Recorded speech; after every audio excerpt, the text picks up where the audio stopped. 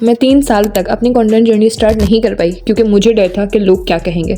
डर था कि मैं इनफ हूँ या नहीं, और शायद आप भी ऐसे ही फील करते होंगे। आज मैं आपको बताऊंगी 5 ऐसे रीजंस जो मुझे रोक रहे थे और कैसे मैंने उनको ओवरकम किया। मैंने अपने कंटेंट क्रिएशन की जर्नी को इतना लेट स्टार्ट क्यों किया, उसके 5 रीजंस मुझे समझ में आते हैं। नंबर 1 रीजन, मुझे फियर ऑफ जजमेंट था। कुछ लोग जो मुझे जानते हैं दुनिया के, मुझे इनके जजमेंट से डर लगता था।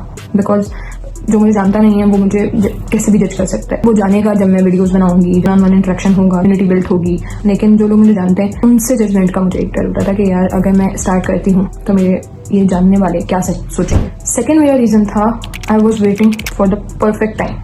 परफेक्ट टाइम से मेरी मुराद ये है कि मैं जब शुरू करूंगी, जब मेरे पास टाइम होगा, जब मेरे पास आईफोन होगा, जब मेरे पास ट्राइपॉड स्टैंड होगा, जब मेरे पास सारी फैसिलिटीज जो एक कंटेंट क्रिएटर के पास होती हैं। क्योंकि हम अपने डे 1 को किसी और के डे 500 से कंपेयर कर रहे होते हैं। वो कितने कंसिस्टेंट रहे हैं, उन्होंने किस तरीके से मैनेज की हैं चीजें, स्टोरी हमें नहीं पता होती। तो मैं उसी चीज को बेस बनाकर एक पूरा सेटअप बन जाए मेरा कंटेंट क्रिएशन, जहाँ पे मैं स्टार्ट करूँ, मुझे कोई खलल ना हो, कोई मसला ना हो।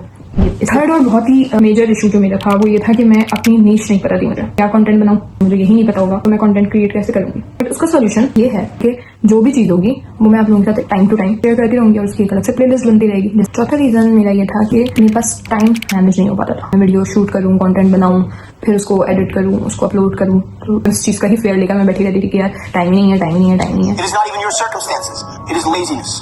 Yes, that small, sneaky, invisible force that whispers in your ear, sleep a little longer, scroll a little more, start tomorrow, and just like that, your dreams die before they are even born. ये video जो मैंने सुनी तो इस सिर्फ आपका एक delusion है आपकी कि आपके पास टाइम नहीं है। अगर आपके पास टाइम नहीं है तो आप कैसे कोई भी ड्रामा बिंज वॉच कर रहे हैं। कभी अपना स्क्रीन टाइम उठाकर देखें तो आपने स्ट्रेट 8 घंटे इंस्टाग्राम पे स्क्रॉलिंग में वेस्ट किए हुए होते हैं।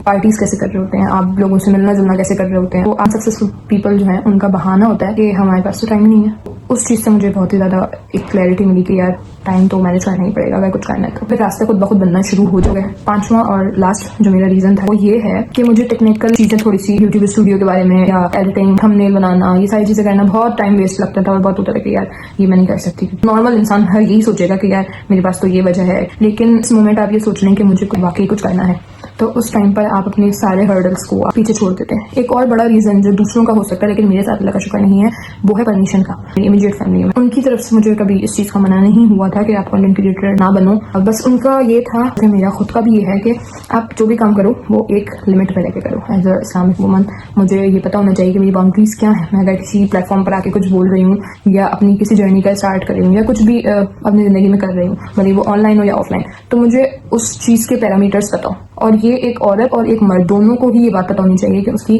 किसी भी चीज में मैक्सिमम हद क्या है।